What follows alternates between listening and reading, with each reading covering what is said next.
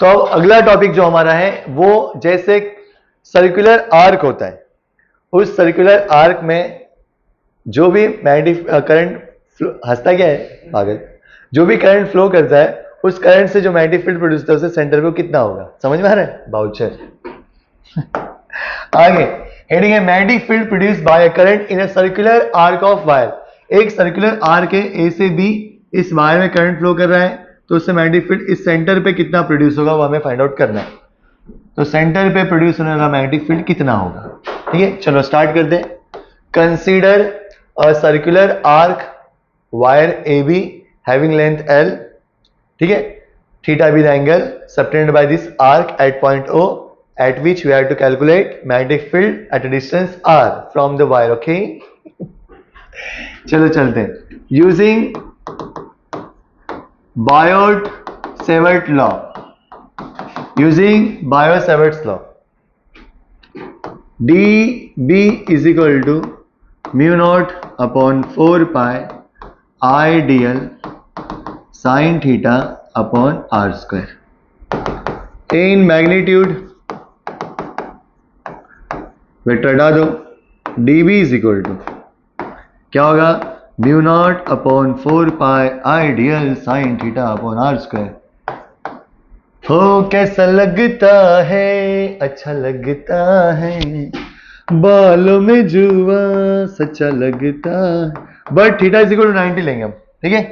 Therefore dB बराबर mu naught upon 4 pi I dl, यहां पे आएगा थीटा का वैल्यू साइन 90 मतलब ये थीटा नहीं बच्चों, दिए एंगल जो है थीटा वो करंट और मैग्नेटिक फील्ड के बीच का है, because current and magnetic field always perpendicular to each other.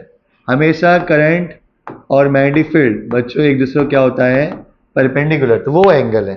तो साइन 90 हो जाएगा 1 अपॉन r स्क्वायर। छुप गए सारे नजारे, ओए क्या बात हो गई, ओ तूने काजल लगाया दिल में रात हो गई। मालूम है साइन 90 का वैल्यू 1 अपॉन r स्क्वायर। तो dB आपका बन गया mu naught upon 4 pi I dl upon r square. ये हो गया आपका इक्वेशन नंबर 1, ठीक है। अब हमें चाहिए पूरे वायर के लिए, पूरे वायर के लिए बच्चों क्या करना पड़ेगा अपने को, इंटीग्रेशन। क्या करना पड़ेगा, इंटीग्रेशन। तो चलते हैं आगे।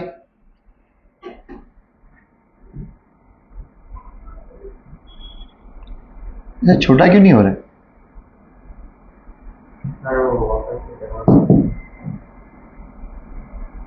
छोड़ो। अब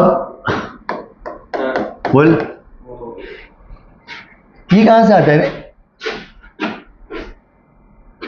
वो समझ नहीं आता लाइन आता कैसे, अंडू कर दो।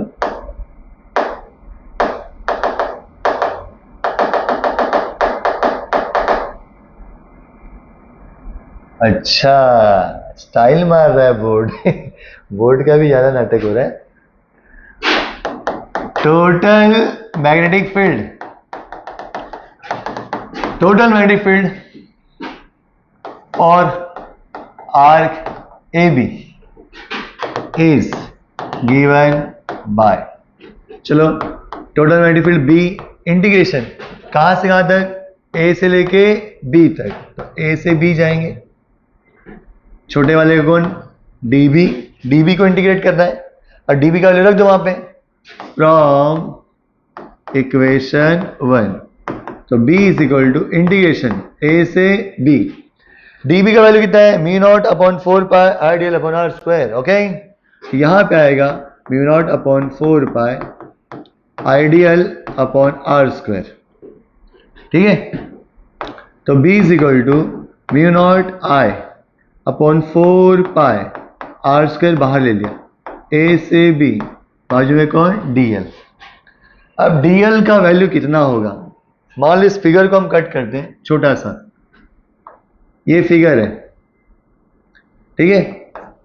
अगर मान लो मैं छोटा एंगल कट कर दूं, ये है आपका dl और ये एंगल हो जाएगा d थीटा, क्या हो जाएगा, d थीटा। तो इसको मैं बड़ा कर देता हूं, ये है dl और ये है d थीटा और ये रेडियस। एक फॉर्मूला था theta is equal to arc upon radius था ना, d theta is equal to arc dl upon radius. तो dl का वैल्यू कितना बनेगा, r इंटू डी थीटा। बनेगा कि नहीं बनेगा, देख रहे मालूम से दिख रहा है उसमें।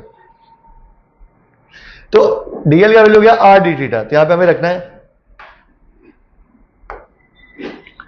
b लिखना है, but dl is equal to r into d theta. Therefore b is equal to integration, b is equal to क्या था, mu naught I upon 4 pi r square, mu naught I upon 4 pi r square integration a से b। dl का value कितना था, r into d theta, mu naught I, r बाहर ले लो, 4 pi r square integration a से b, बाजू में क्या आएगा डी थीटा। क्या कटेगा बताओ, क्या कटेगा जल्दी बोलो, r कटेगा, एक r कट। तो b is equal to mu naught I upon 4 pi r integration a से b, बाजू में क्या आया डी थीटा। अब डी थीटा मतलब क्या बच्चों, ये देखो, अब ये जो डी थीटा है मैं तुम्हें समझाता हूं।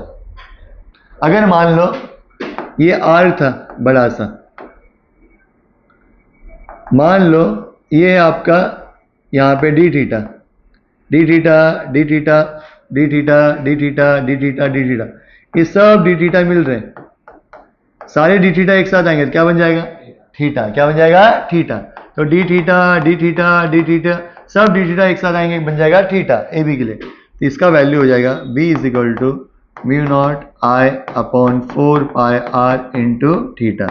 ये आपका हो गया फॉर्मूला। अब इसके ऊपर एमसीक्यूज के क्वेश्चन पूछे जाएंगे। थीटा मतलब ये एंगल के लिए, तो अलग अलग सवाल है। b is equal to mu naught I upon 4 pi r, बगल में क्या था थीटा। चलो नोट के तौर पे, पहला केस पूरे सर्कल के लिए, फॉर वन सर्कल, एक सर्कल के लिए थीटा का वैल्यू कितना होगा 2 पाई, कितना होगा 2 पाई।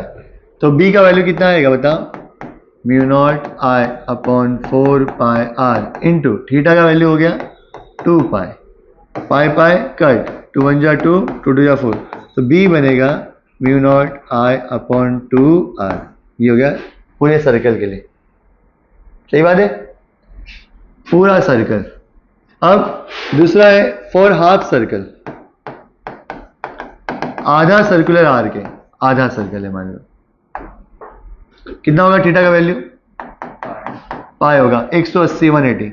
तो b is equal to mu naught I upon 4 pi r, चलो इनटू, अभी थीटा का वैल्यू कितना हो जाएगा बच्चों पाई, पाई पाई कट, तो b का वैल्यू आएगा mu naught I upon 4 r, कितना आएगा 4 आर। ये भी आ सकता है एग्जाम में। तीसरा case, case number 3, for quarter